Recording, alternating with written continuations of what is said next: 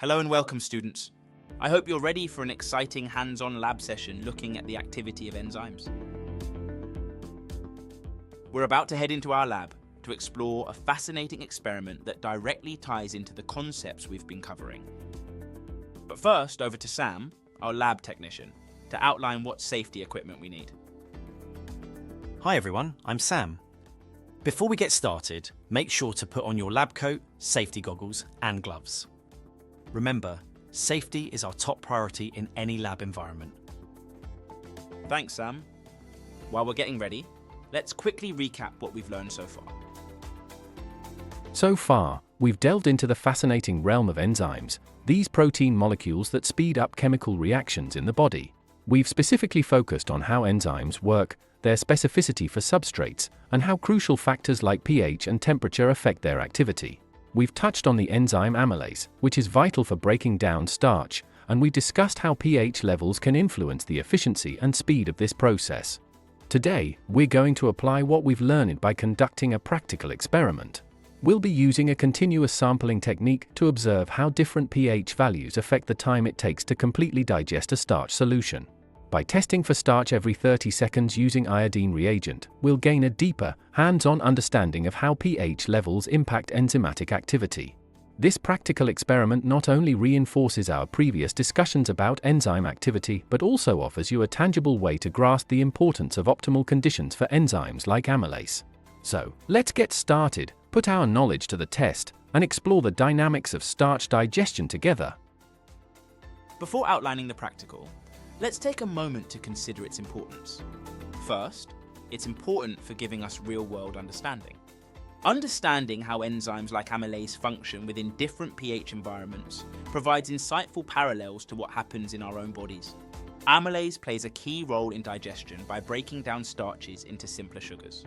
By conducting this experiment, you are not only seeing a theoretical concept in action, but also gaining a deeper appreciation for the importance of maintaining optimal pH levels in the body for effective digestion.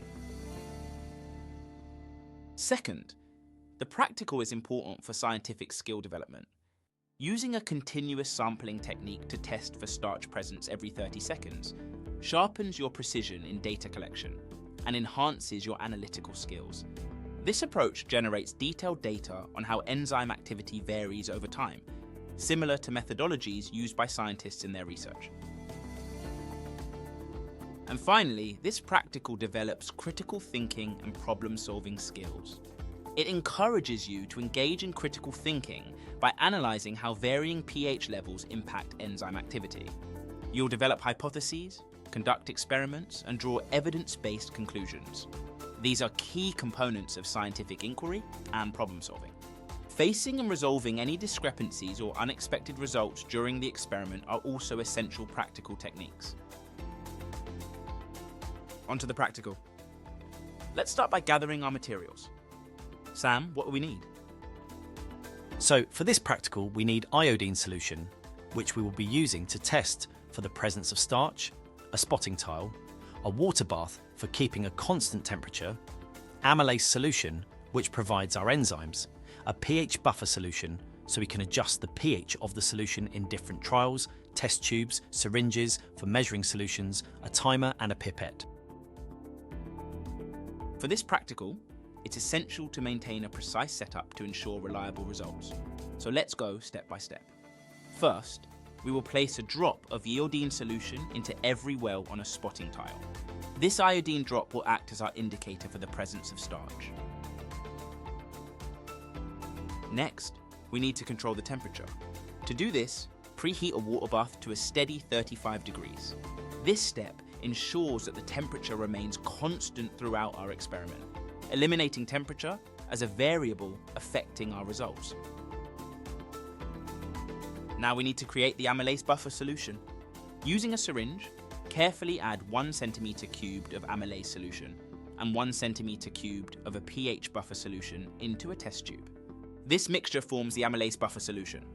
Now we can preheat the solution by placing the test tube in the preheated water bath for 5 minutes. This process ensures our solution reaches the controlled temperature of 35 degrees Celsius. Step 3 is to start the reaction. After the preheating period, use another syringe to add 5 centimeters cubed of starch solution to the amylase buffer solution in the test tube. Immediately after adding the starch, mix the contents thoroughly and start a stopwatch to begin timing the reaction. Stage 4 is sampling and observing.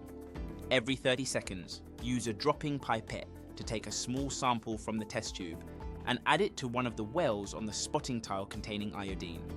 Now, observe the color change in each well.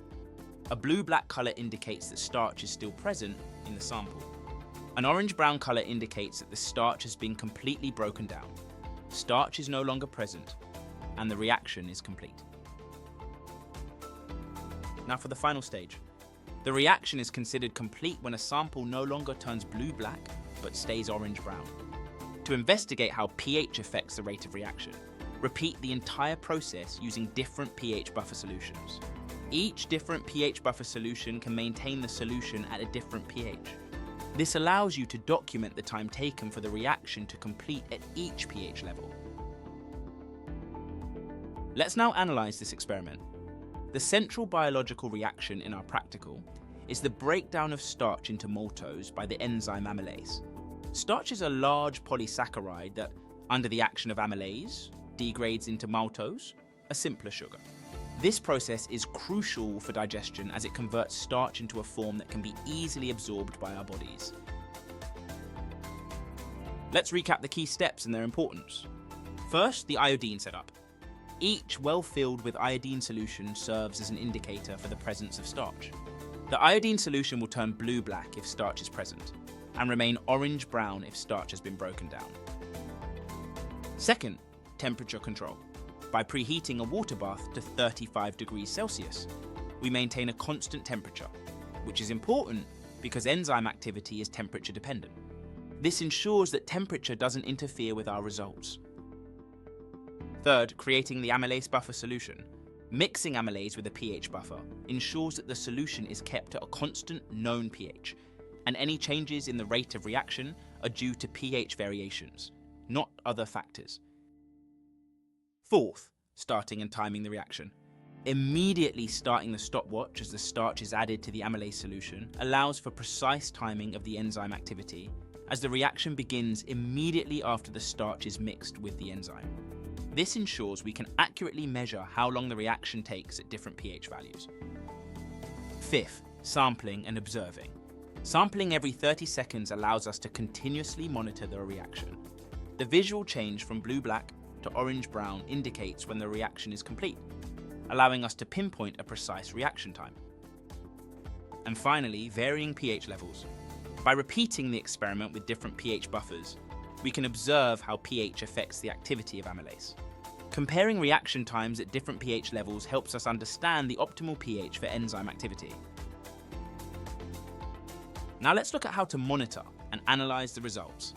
First, we need to record the time taken for starch breakdown. For each pH level, note down the time when the iodine remains orange-brown, indicating that all starch has been digested. For example, when the amylase solution is pH 5, it took 130 seconds for the starch to disappear.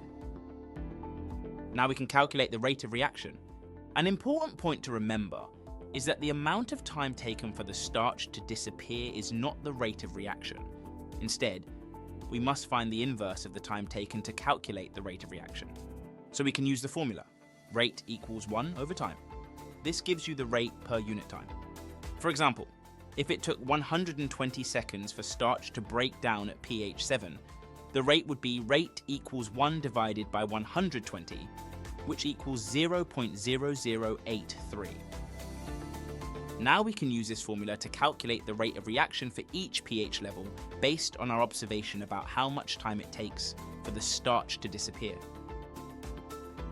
Now we can use this data to compare rates of reaction across different pH levels.